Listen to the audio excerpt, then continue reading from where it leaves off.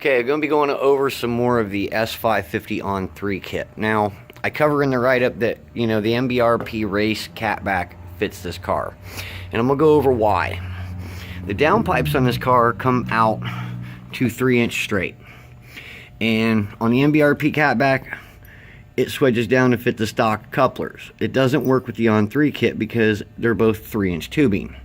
And, of course, on 3 gives you these nice little slip bands. These ones seem to hold tight. You're going to have to trim the MBRP catback off like this. Of course, I took and cleaned up all the stuff on the other end of the catback. But the downpipes fit this. There's other aftermarket catbacks that will fit this, but I would not try to hook this to the stock exhaust system whatsoever. This is why I say you need the MBRP catback. We sell the MBRP catbacks as well. We can get them with the black tips. You can get it in stainless, mild steel, whatever. They're all on the store. And we cover all that stuff. Now that I've covered this exhaust stuff, I'm going to give you guys a little bit more of a preview of what goes on with the turbo kit and fitment wise here. To give you just a better idea. A lot of you guys are asking me for more video. So I'm going to do that today. I do not have both cold side pipes in at the moment because I wanted to show you guys some of the stuff. You'll see up in here, the oil pressure switch is not grounded yet. What you're going to have to do is take a piece of wire, solder it to the hose clamp, and put a hose clamp around that because these billet pieces that on 3 includes are not grounding the oil pressure switch anymore. I'm going to cover that with more details in the write-up when I get to that point. Automatic transmission lines, guys. You're going to have to reroute those. I covered that in one of the other videos. These are nice and snug. I've still got to top the tranny up on this car, but this is how I routed them. On 3 routed them kind of funny and out and around and whatever, but I found this routing was better. We routed up around this way. We came up through here. We came across, came out and around, and then back up to the transmission cooler. The transmission cooler sits between the radiator and the condenser, so keep that in mind if you're doing like OPGs in this when you're doing it. I'm not a real big fan of this kit, I will say that. And I will kind of let a little bit of a cat out of the bag that on 3 is probably redesigning this kit. It's very hush-hush shit, so I'm just going to mention that. It's happening. Maybe. On the passenger side cold inlet tube, I could not get things to fit out the way I wanted to. I re-drilled the hole and moved this over. But I'm also having a bit of an issue with this coupler fitting in this general area. What I may do is cut this pipe here, I may cut the pipe in this general area and then use a piece of the coupler because the coupler for this turbo needs cut back. I had to cut a good 2 or 3 inches off this end, and I'm probably gonna have to cut down this end of it too. And of course this is the same coupler that I used on the driver's side to make it like the first gen that I covered in the other video. You do not get hose clamps for those. That's just lovely. I went down to the local Riley's and I bought a box of these. What I'm going to start doing is I'm going to start offering a completion kit for this kit. Now let me cover a couple things. You're going to have to drill out the bolt holes in the intercooler and in the frame here. It's easy, not that bad to get the nut up in here to get these bolts and nuts in here. You guys can cry all you want, but you can see I opened up the holes in here a little bit too to get the nuts in. You're going to have to drill out this bolt hole through the subframe to get this nut and bolt to go all the way through because there's no hole in the top. You can see how I did the drain here. I've got it hanging just like this, so that way it's at its lowest point, and the scavenge pump is actually aimed down a bit. There's not really a bracket for this. Excuse me. Damn. But make sure... Now, yes, I cover in the other video that you're going to have to cut the flange ends off the dump tubes and weld the ones that come with the gates on. The other thing I'm going to tell you is when you're seating the turbos to the headers up here, make sure you're locked in because they have a locating ring in them. So you're going to have to locate them just right and then tighten the clamps down. I loosen them back up so I can move the turbo around a little bit. This kit fit rather well. I was shocked. Well, not really shocked, but I was iffy about the downpipes at first. I thought I was going to have to cut them and reband them because of the way they were sitting initially, and I'll cover that in pics in the write-up. But literally with the weight of the catback, that I think the downpipes were designed to help hold everything up some. There is a lot of weight hanging from this, but I really don't see a need to hang a whole lot off of it. But the problem with this is everything is pretty much hanging off of the headers. The headers are nice thick little pieces. I am not a fan of the T3 V-band design. That's going to be, you know, a power limiting thing. I'm not sure if any of these cars have hit the 1,000 wheel mark. It's possible, but back pressure would probably be an issue, I would think. So make sure, anybody that orders a kit from me, I make sure it has the larger housings on it. The smaller housings are just going to be a choke point. These are the little 101s. That's why I, you know, with a T3 housing, I want the biggest exhaust housing you got, because these things are still going to spool up retarded fast. Now, let me let this car down and we'll go over some of the stuff on the top side here.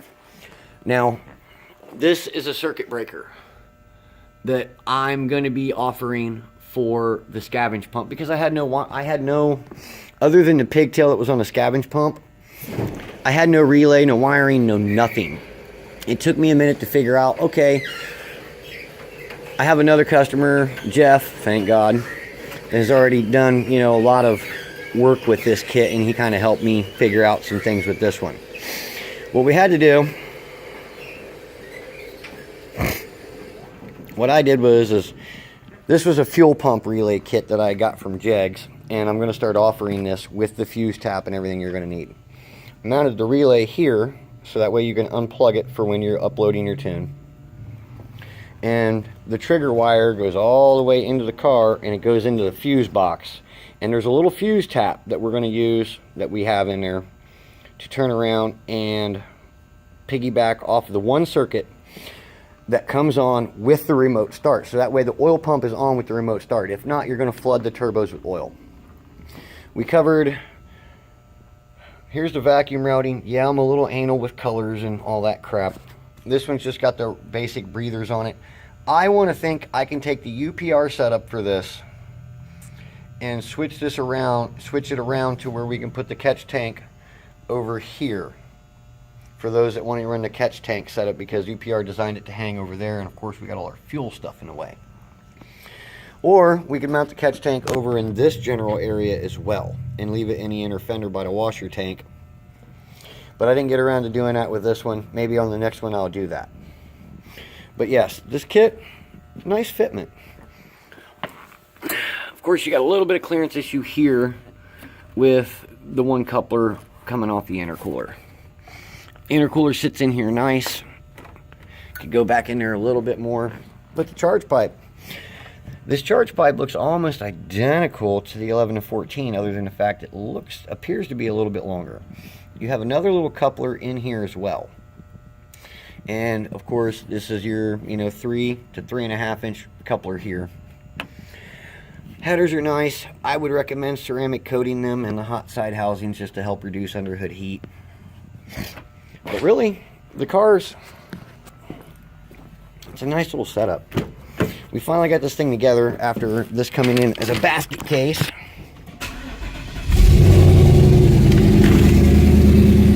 I'm not sure why this thing sounds weird through the exhaust yet, but I'm thinking I might have a dead plug or something in here, but I'm shocked. I'm just hoping nobody bent a valve in this thing when they were doing the OPGs, because this car came in with just a long block in it. I had to put the tranny in, finish putting the rest of the turbo kit in here, and most of the car was in boxes. I mean, this thing was a hot mess. I've still got to do the suspension and some other things. I've got a lot of the stock stuff laying around. Like I cover, you don't get MAF screws with the kit, but I have MAF screws that I can sell you guys. The stock shit's not going to work. Of course, I got turbo blankets put on it. This is the modified driver's side pipe that I cover in the other video. I may have to trim that tube down a little bit more, but the piece I had in there was a little too short. So, and that was the piece I cut off of the tube. But what I'm thinking, what most of you guys are going to be able to do, instead of cutting just a smaller amount off this pipe, cut off a little bit more of it, because this is going to be sitting here. You can cut off exactly what you need. You're going to need about this much off this pipe, and then I'll have an elbow and clamp kit to change it to this design for the inlet tubes. So with that being said, good luck, everybody. I've still got to put the air filters on. Still got to put a couple little things on here. And of course, as you see, the car runs. Seems to run pretty good, but I'm trying to figure out why does it sound a little weird out the exhaust just yet. We're on a basic Silai tune. Of course, the fuel system is plumbed exactly how I did the on3 car. Yes, our install guides on our forum, gearheadbuilt.com. Click on the forum button. Go to the tech section. I have written instructions and upgrades, and I offer stuff that on3 doesn't offer for all their kits.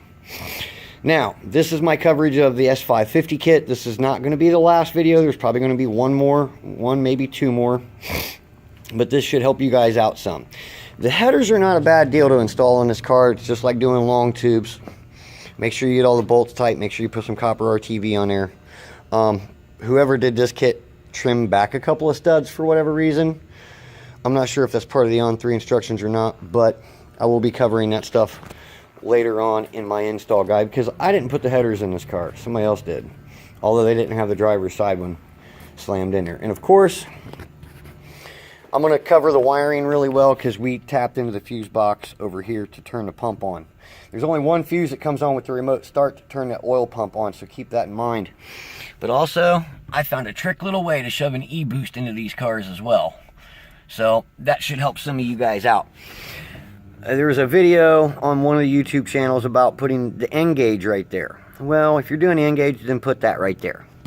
Otherwise, speed of sound may make a nice little thing. There's plenty of boost controllers out here that fit in these cars great. We got the Go Fast bits, we got all the e-boost, we got all the Turbo Smart. We sell everything on our web store, guys. I have whole sections designed around this, and I'm going to work on the s550 completion kit, because I want to be able to offer you guys the upgrade intake tube, the relays, the little fuse circuit breaker you're going to need to plug into the fuse box to arm the pump. And of course, I'm going to be offering, like always, more of a complete kit. Still working. Plus, I'm going to have the little vacuum caps that you're going to need. My fuse block kit that comes with the extra fittings and all the tubing and tees and stuff that you're going to need. Of course, the e-boost solenoids over here as well.